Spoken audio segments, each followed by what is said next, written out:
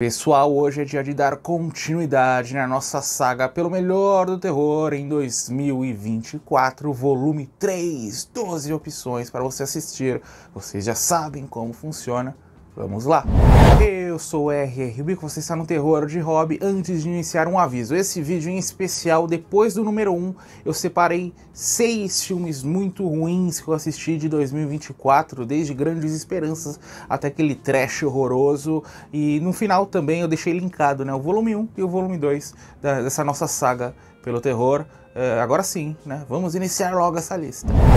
Um Lugar Silencioso, dia 1, a origem de tudo, né, lá do primeiro filme. Essa franquia possui 3 exemplares, eu assisti o primeiro e o terceiro. Para você assistir esse terceiro, que é quase um spin-off, você precisa ter assistido o primeiro, senão você vai ficar boiando na história, a origem dos monstros. Eu acho que isso deveria ter sido explicado melhor. É um filme ali, pipoca tradicional, para você assistir uma boa sexta-feira. Todo o destaque, claro, vai para a performance da Lupita Nyong'o, é assim que se pronuncia o nome dessa ótima atriz. A primeira vez que eu a conheci foi naquele 12 anos de escravidão do Steve McQueen, que ela arrebenta, e agora tá fazendo filmes de terror, né? Fez um do Steve McQueen, qual que foi? Do Jordan Peele, aquele Us, que ela tá muito bem também, e nesse filme ela é a grande estrela, ela que eleva a qualidade da obra em um compêndio geral. Mas é um filme muito bem filmado, traz essa questão da invasão alienígena. Para um filme que deveria ser silencioso, ele é muito barulhento, tem esse probleminha, mas é um problema da idade, né? Conforme nós vamos avançando, a gente vai ficando um pouquinho mais chato com esses efeitos sonoros. Eu acho que vale a pena. Me surpreendeu, eu esperava um filme bem fraco. Eu não sou um grande fã do primeiro Um Lugar Silencioso, tanto que eu nem assisti o segundo, então ele me deixou um sentimento positivo no final. Maxine, a tão esperada, a conclusão da trilogia do Ti West, foi uma grande decepção, né? Eu até falei em um vídeo anterior, é impossível que Maxine seja um filme fraco, e olha lá que surpresa, é um filme fraco de fato. Não é ruim, por isso que eu incluí aqui, porque a lista de 2024 está sendo nivelada por baixo, vamos ser sinceros, né? Tem sido até aqui mês 8, uma grande decepção também, assim como Maxine. E a história aí da nossa querida personagem tentando se aventurar pela indústria do cinema tradicional, não do cinema de entretenimento adulto. E ela vai encontrar aí um serial killer que está aterrorizando seu estado. Mais do que isso, parece estar ligado a uma questão familiar, tem a questão no cinema. São muitas historinhas que não vou dizer que são vazias, mas elas são chatas, né? São sem inspiração por parte de quem as criou e quem criou. Direção e roteiro do Ti West é uma versão sem muita empolgação de Era Uma Vez em Hollywood, lembra do Tarantino? Que eu já não sou grande fã desse filme, então é mais ou menos a mesma coisa. A gente vai sempre alternando entre essa questão dessa metalinguagem em relação ao cinema, em relação às mortes que estão acontecendo. É um filme bem gráfico, alguns pontos, mas essa camada gráfica não nos afeta em momento algum. A Mia Goth, eu achei que era impossível eu falar isso, mas ela está fraca no filme, ela está longe de sua zona de conforto. Qual é a zona de conforto dessa atriz? Fazer mulheres fortes com um pezinho na loucura, assim como Pearl, que é o melhor filme dessa trilogia, que eu vou falar em breve aqui no canal também. Essa trilogia, ela começou bem com X, é um filme superestimado, mas é um filme muito bom. Teve o Pearl, que é um filme fantástico,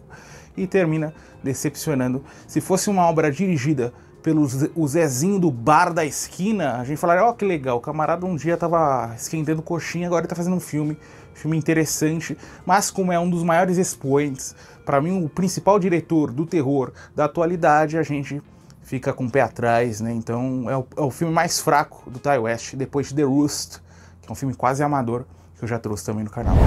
Os Observadores, uma jovem ali está entregando papagaio em outro lugar, ela se perde no meio de uma floresta. Essa floresta, ela encontra novos sobreviventes. O que ela não sabe é que ela é mal assombrada, tem criaturas ali, toda uma mitologia nova. Essas criaturas gostam de observar o comportamento humano conforme o tempo vai avançando, e nós vamos ter essa vida, essa nova realidade desses sobreviventes nessa floresta. Nós também vamos entendendo qual é a real motivação dessas criaturas. Eu vi Shyamalan ali, não importa se é mulher, se é filha, se é pai, vai ter plot twist. Shyamalan não me pega mais, depois do Sexto Sentido, que eu quase caí da cadeira, Eu percebi com 30, 40 minutos qual seria o grande desfecho da história, o grande plot twist, se bem que não é ela uma grande revelação, é uma história interessante ao abordar mitologias, né? Isso eu acho legal, embora de uma forma superficial, ele mantém gerando entretenimento ao espectador, em momento algum fica aquele filme mais insosso, mais tedioso, isso é um bom ponto.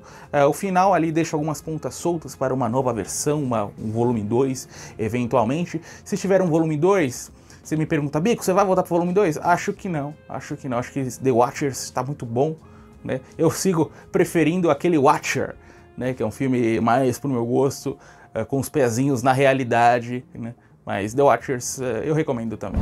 O Banho do Diabo, nós vamos voltar ao século XVIII na Europa, destrinchando o dia a dia, o misticismo de um pequeno vilarejo, sempre tendo como figura central a vida de uma mulher que não está exatamente feliz com a sua realidade.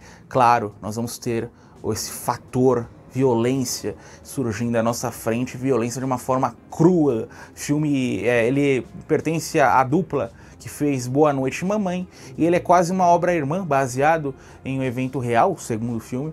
É uma obra-irmã, aquele O Rouxinol, que eu já recomendei também aqui no YouTube. São duas obras aí perturbadoras para você assistir aí em dias que você está se sentindo bem, né? Nenhuma inconsistência emocional, porque ele realmente te coloca para baixo. Tem cenas ali que você quer virar o rosto, não, nem por seu caráter tem a violência, mas contra quem o filme está trazendo essa violência. Eu até pensei em trazer uma referência dentro do cinema recente, mas seria um pequeno spoiler. Eu acho interessante não falar, então eu vou deixar que vocês assistam e se surpreendam. Eu só posso dizer que vai ter cenas que você vai, meu Deus, fechar o olho e falar, nossa, isso aqui eu nunca vi, geralmente você não vê jamais essas cenas de violência, e embora seja uma ou duas ali, bem tranquilas, uma no início, uma no final, eu acho um filmaço, né? Não apenas em seu rigor cinematográfico, né? Na construção dessa ambientação real, do que acontecia de fato naquela época, sem um conto de fadas que a gente geralmente vê dentro do cinema. Então fica a recomendação. Então se você gostou desse, vá para o Rouxinol. Se você gostou de Rouxinol, assista O Banho do Diabo.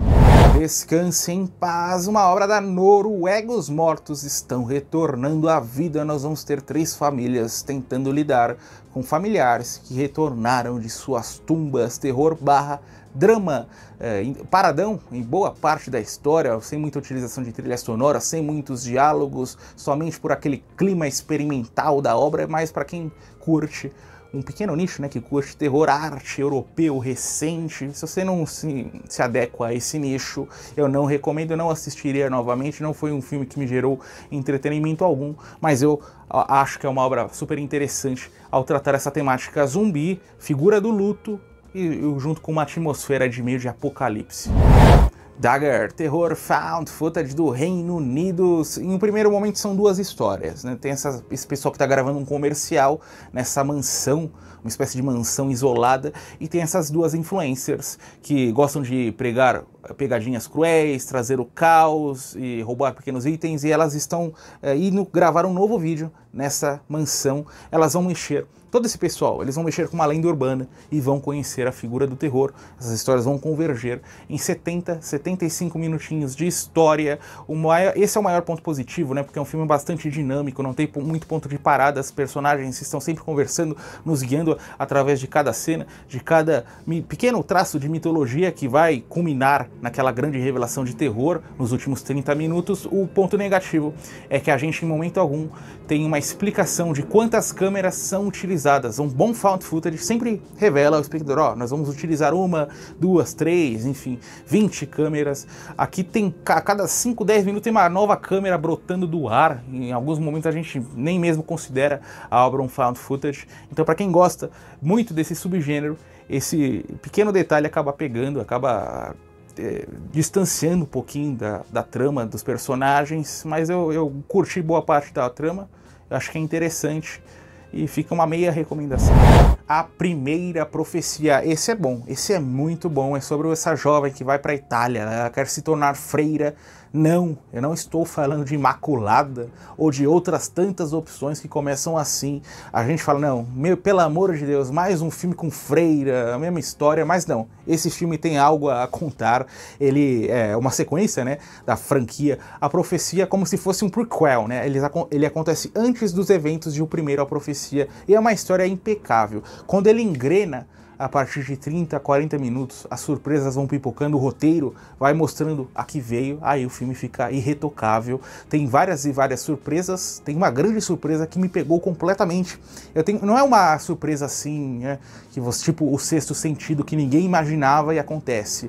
É uma surpresa que, se você prestar atenção, você até consegue desvendar o mistério. Eu confesso que me pegou completamente de surpresa, fiquei completamente chocado assistindo o filme. E claro, as cenas de mortes são chocantes, o filme é muito bem filmado, então vale a pena, né? Eu assisti poucas coisas de A Profecia, que é uma franquia enorme.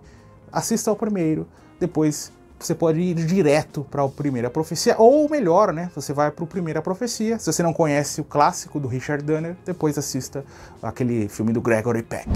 Respire fundo, porque agora vem uma dobradinha de filmes bons, os melhores filmes de aranhas que você pode encontrar no cinema depois de Aracnofobia. O primeiro é Infestação.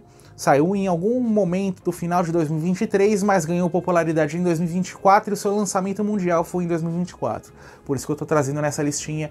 Ele acontece dentro de um prédio na França. Tem um garoto que ele adora comprar pequenos animais, pequenos insetos, só que ele compra essa aranha. A aranha parece ser de outro mundo e ela começa a se multiplicar de forma imparável até o ponto em que ela atinge o prédio inteiro. Esses moradores vão tentar sobreviver. O que eu mais gosto de Infestação, primeiro, né? Antes, 20 minutinhos, você vai ter que... É construção de clima, construção dos personagens, você vai ter que tolerar aquilo. Porque eu assistindo, falei, não, tô prestes a assistir mais um filme ruim. Mas não, depois de 20 minutos o filme se acerta. Se acerta não, mostra que veio. E aí ele fica irretocável, assustador, não faz concessões ao trazer a violência, ao trazer as mortes. Não tem, esse personagem é bonitinho demais pra morrer, ele vai ficar até o final do filme. Não, morre logo com 30 minutos, 35, e assustador, né? O diretor tava... Vocês vão ver muitas coisas dele futuramente, porque ele tava inspirado, o camarada é bom. Tem uma cena num corredor, que eles têm que passar por um corredor cheio de aranhas, né?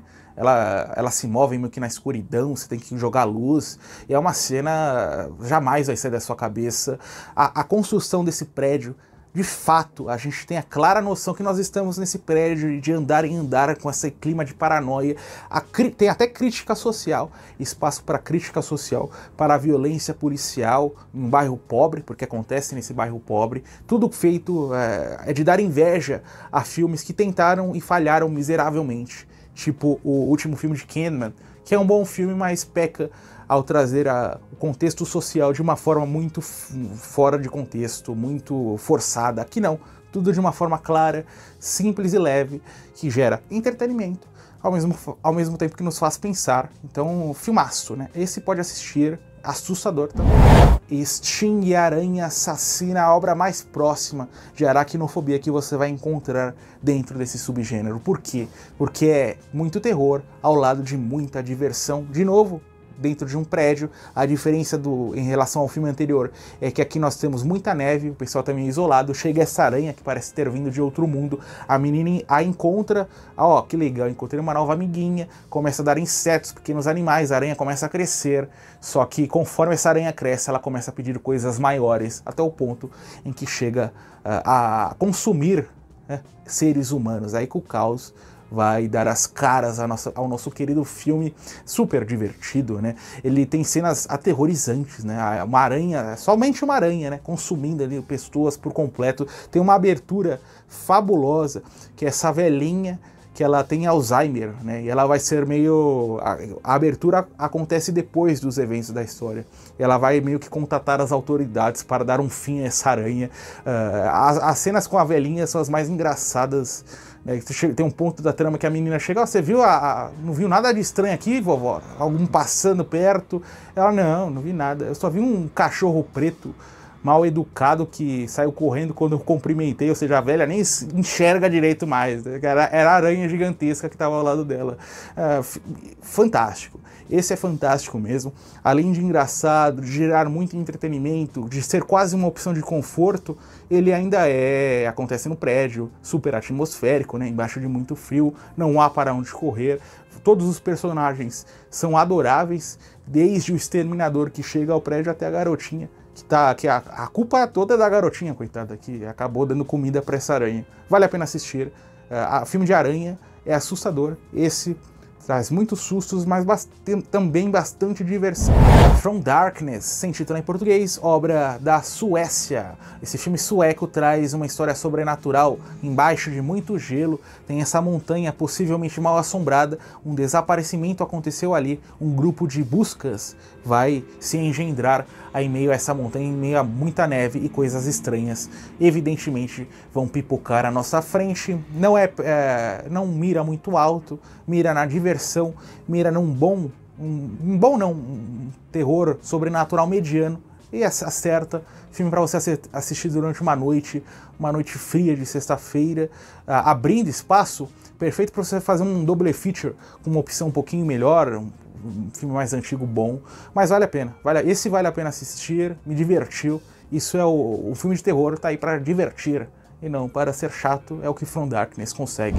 Stop motion, terror com drama, a vida dessa menina que trabalha meio com animações, né, criando bonequinhos para filmá-los. A mãe dela é quem realmente comanda todo o show. O problema é o seguinte, essa garota sempre quis, ela tem 20 e poucos anos, talvez esteja até beirando os 30. Ela sempre quis ter seu próprio negócio, né? Guiar, ter algum papel de relevância. E ela vai ter esse papel quando sua mãe fica doente e posteriormente vem a morrer. Ela assume o comando da empresa, entre aspas. O problema é que a psique da garota parece não estar preparada para isso. E ela vai ter meio que uma derrocada à loucura. Em algum ponto da história nós vamos ter a introdução de uma garotinha. Essa garotinha parece ser uma criação da mente paranoica, da mente problemática da nossa protagonista. Filme perturbador, da forma que a gente gosta. As cenas gráficas vão de encontro ao que a história pede e não há momentos de que a história fique chata, não é momentos que a gente não se interesse pelo destino dos personagens, não se interesse por descobrir o que de fato está acontecendo. Então, baita filme. Esse você pode assistir, que você vai se divertir do início ao fim, e filme que vai te fazer pensar, né? Isso é importante também. Bramayugan, com certeza não é assim a pronúncia desse título, ele é um filme da Índia, é o melhor filme dessa listinha, né, do volume 3, e é o melhor filme de terror que eu vi em 2024 até o momento, disparado. 2 horas e meia, 2 horas e 20 de duração. Quando eu fui assistir em um belo domingo, eu não sou fã do cinema da Índia, eu pensei, vai ser um domingo infernal, né? 2 horas e meia assistindo esse filme de terror, que ele é meio estranho, mistura drama. Com 5 minutos eu estava apaixonado.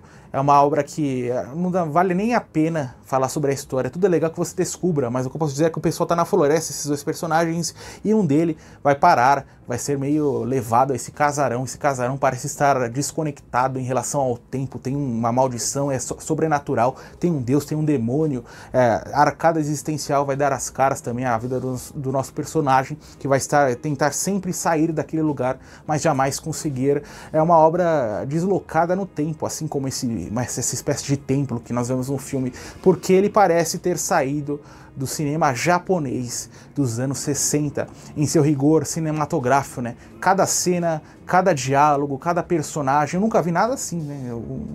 2020, uma obra tão parecida com o cinema que já não existe mais, que nunca ninguém reprisou, ninguém conseguiu chegar perto do talento, e é o que nós vemos aqui. Ou seja, se você é apaixonado por cinema japonês dessa década, que foi a maior década para o cinema daquele país, corra, assista Bramayugan, você não vai se decepcionar. Uma obra ali que me arrepiou, arrepiante assistir os eventos da história. Como eu disse, né? Terror com drama, existencial. A gente vai sempre tentar ponderar sobre saídas. Cada cena, cada frame é uma obra de arte. Beira a alcunha de uma obra-prima. Assim que os créditos subiram, a minha vontade era assistir novamente. Eu tenho essa regra, né? Eu assisto no máximo uma vez por ano um título, né? Não repito filmes, assim eu tenho mais espaço para conhecer coisas novas, ou seja, só posso assistir esse filme lá em janeiro de 2025. Aí tá, a regra habilita essa possibilidade. Brahma Jungen, assistam, depois vocês voltem aqui para me dizer o que vocês acharam. Vocês não vão se arrepender. Esse é clássico, clássico instantâneo. Fúria Assassina, J.K. Simmons como protagonista, interpretando esse homem em um surto psicótico que está matando todo mundo que ele encontra pela frente. É 1h30 disso, né, de mortes e mais mortes. Michelle Schumacher como diretora. Eu até ouvi o Schumacher lá. O filme é como se fosse uma versão B, né, uma opção B lá de Taubaté, de Um Dia de Fúria.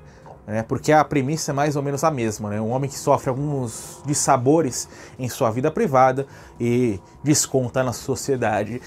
Então, eu vi o Michelle Schumacher e falei, será que é filha do Joel Schumacher, algo do tipo? Mas parece não ter nenhuma relação. Ela é esposa do J.K. Simmons e é por isso que o J.K. Simmons tá nessa porcaria. É um filme fraco pra caramba, né? Tem esses momentos positivos logo no início, que a gente tem esse choque dos crimes acontecendo à nossa frente, mas ele é bem lento, ele fica rodeando em cima da natureza, né, as cenas que acontecem naquele lugar, cenas de drama que não tem nada a ver com a trama principal, que vão ser interligadas à história, mas que a gente não dá importância. Um filme para você deixar passar em branco. Se você quer ver algo meio Um Dia de Fúria sem inspiração, aí beleza. Se você gosta do J.K. Simmons e quer ver ele em um filme trash, também beleza. Mas, caso contrário, deixe passar em branco.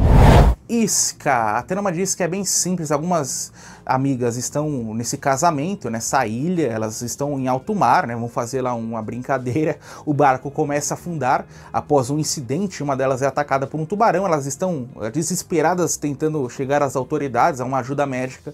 Batem numa pedra e o barco afunda. Elas vão lutar pela sobrevivência em meio ao oceano e em meio a esses tubarões ali sedentos por conteúdo vermelho. É trash, não espere nada além de uma obra ruim, porém consegue divertir nas cenas ali de ataques dos tubarões. As personagens são todas fraquíssimas no roteiro, né? As atrizes então nem se fala. O maior problema do filme, ele é super divertido nessas cenas em que elas estão dentro do barquinho, o barco começa a afundar no meio do oceano, mas ele perde muito charme com as cenas em que elas estão nadando, porque dá a clara certeza que elas gravaram numa piscininha de 1,5 m, com os pezinhos no chão, né? Em momento algum elas parecem estar fazendo esforço para não naufragar em meio ao oceano. Então é um filme ali que, inverossímil, do início ao fim não dá para acreditar mesmo, mas tem tubarões, né? Diferentemente de Fúria Assassina, que não tem quase nenhum motivo para você assistir, esse tem tubarões, tem alguns momentos de diversão, então vai aí, você vai ter que escolher se você quer passar 1h30 à frente dessas personagens terríveis, com algumas cenas que valem a pena. A abertura em questão, que tem uma história de trauma de uma das nossas protagonistas, você já entende, ali já é claro que você está diante de um filme ruim, de um filme que não vai te oferecer muitas recompensas. O Tarô da Morte. A galerinha tá nesse casarão que eles alugaram, eles descobrem esse baralho de tarô, ela vai começar a ler a sorte de cada um, só que o baralho é amaldiçoado. E logo as pessoas, conforme o tempo vai passando após essa leitura de sorte, cada um vai encontrando um destino cruel. Tarô da Morte parece ter sido concebido por uma inteligência artificial. É muito genérico. Os primeiros 40 minutos ali são cenas que a gente já viu dezenas de vezes, concebida de uma forma vazia, ele não tem alma, os personagens são encarados de uma forma muito distante, a gente não sente nenhuma compaixão pelo que está acontecendo com eles. Porém, né, esses 40 minutos iniciais, mesmo genéricos, você ainda assiste sem nenhum problema, você não fica ali, não é cansativo, dá pra... beleza. Depois de 40 minutos, aí sim, ele fica bem cansativo, bem chato, começa a se repetir na historinha, parece que a inteligência artificial, o plano que eles pagaram acabou, eles tiveram que promover de suas próprias cabeças. Mas, enfim, eu recomendo, se você gosta dessa simbologia, né, baralhos de tarô, toda essa questão de numerologia, melhor dizendo, vale a pena dar uma conferida, né? Tem uma historinha interessante ali por trás. Caso contrário, né, deixe passar em branco. A parte mais legal é quando eles começam a investigar a origem da maldição A menina vai no Google, ela coloca 5 palavras e já cai exatamente um site obscuro de uma médium ali, que jamais ninguém viu ela, tem o endereço certinho para casa da médium, um negócio ali espetacular. Então, por sua conta e risco, hein? Assista, mas depois não venha me culpar, eu te avisei. Eu vi O Brilho da TV, uma decepção recente da A24, foi muito esperada, uma grande campanha de marketing. Eu esperei por meses e meses ter esse pôster maravilhoso ao lado, mas a história é vazia, né, ausente de sentido, chata, insossa. São dois personagens a vida inteira, um garoto e uma menina, a vida inteira dos dois personagens é destrinchada diante dos nossos olhos. Eles estão ligados por conta desse show, desse seriado de televisão que passa aos sábados. O garoto vai até a residência da menina e ambos assistem. Esse seriado parece ser uma alusão à falta de sentido que eles levam, como eles levam uma vida guiada por outro, por influências externas e não por suas próprias vontades. Eles não querem estar aqui, essa é a verdade. A premissa é boa, só que a forma como a obra é concebida, de maneira distante dos personagens, a gente não sente empatia por eles, esse é um grande problema. Assistindo, eu automaticamente fui para We're All Going to the World's Fair, desculpem pela péssima pronúncia do inglês, não tem título em português, pelo menos até onde eu sei, e eu sempre estava muito parecido, né? Cena a cena, ser quase como se fosse uma espécie de remake, com mais orçamento, e todo filme que eu assisto eu coloco na planilha do Excel, né? Vou marcar, vou pesquisar os bastidores, e eu vi que a diretora é a mesma do filme citado, ou seja, ela errou a mão nessa obra da A24, ela teve mais orçamento, mais campanha de marketing, e acabou naufragando. Não recomendo, porque é uma obra chata, é uma obra que a gente sente o tempo passar, a gente quer que os créditos subam de uma forma rápida, porque, pelo amor de Deus, não acontece nada no filme, e ele não é bonito visualmente, esse é o maior problema. Você pode até não ter sentido na trama, a trama pode ser vazia, mas as cenas têm que ser bonitas, não é o que acontece aqui, por mais que elas não sejam terríveis, não há uma má direção, mas há cenas que não conseguem brilhar conforme o título sugere. Enfim, não assistam, não recomendo, pulem para o próximo, ou nem para o próximo é ruim também. Uma Natureza Violenta, o filme que faz Eu Vi a TV brilhar, parecer uma obra-prima, campanha de marketing, todo mundo falando bem, um slasher revolucionário, uma ode ao cinema dos anos 80 de terror, nada disso é verdade. O filme é horroroso, é chato, insosso do início ao fim, vazio, não chega a lugar algum, não nos introduz personagens, mocinhos, não nos introduz a vilões. É um filme visto de uma maneira distante de tanto dos vilões, do vilão em questão, quanto dos personagens centrais da história. É sobre uma maldição, o camarada pega um colar ali no meio da floresta, acaba despertando um assassino que sai debaixo da terra e passa a perseguir várias pessoas em meio a essa floresta. Tudo acontece de forma lenta, chata, o camarada demora 30 anos para matar uma pessoa. É um filme de terror, amigo, não é um drama, pelo amor de Deus. Aquela câmera na primeira pessoa, que também não leva a lugar algum, não é um filme bonito, é um filme lindo, cenas maravilhosas, não é. É um filme como qualquer outro. O camarada, diferentemente do filme anterior, que ela tentou de fato trazer algo, mas caiu no vazio de forma acidental, aqui não. É um camarada que desde o início estava atrás de uma obra pretensiosa, um talento que ele não possui. Duvido que quem fez esse filme vá brilhar futuramente em um filme de terror. Duvido que eu vá falar bem de algum filme que essa campanha de produção. Não sei se é 1 ou 2 diretores, né? Nem sei, não me interessa também. Eu não quero saber, só me interessa para não assistir. Eu não recomendo, me desculpe se você gostou, eu respeito, mas eu não recomendo nem para o meu pior inimigo. Low Lives, uma espécie de road movie, tem essa família que está viajando nesse motorhome, eles vão ser atormentados por caipiras. Evidentemente tem uma grande surpresa, tudo culminando nessa casinha, a lá o massacre da serra elétrica, só que a casinha é mais limpinha, os personagens são do bem, será? Nós vamos descobrindo isso conforme o filme vai avançando. A obra funciona muito bem durante 20 minutos, né? 20 minutos espetaculares. Depois dessa grande surpresa que surge, aí é muita repetição, são cenas gráficas que acontecem a cada 5, 10 minutos e são tantas cenas de violência que a gente acaba se acostumando, acaba não tendo um efeito de perturbação que nós esperamos em obras desse calibre. Eu diria que o pessoal que roteirizou, que dirigiu, deveria ter, né, estendido esses 20 minutos durante 1 hora e 10, os eventos, criando clima, para depois dar a surpresa. Funcionaria muito melhor. Foi um erro, mas é uma obra que vale a pena conhecer, se você quer algo diferente, se você quer um filme de road movie, se você quer um filme bem gráfico. Saiu em 2024 aí. Tem um pôster também muito bom. Eles inclusive mudaram o pôster, eu não entendi. Tinha um pôster ótimo com esse motorhome no meio do nada, depois mudaram para esses pôsteres genéricos de filmes recentes de terror, o que acaba, sem querer, mostrando a qualidade e média do filme, contando a sua 1 hora e meia de duração. É isso aí, pessoal, mais um vídeo que chegou ao final. Aqui ao lado eu vou deixar os 2 volumes anteriores, volume 2, volume 1 embaixo. Continue assistindo e maratonando os vídeos do terror de Rob.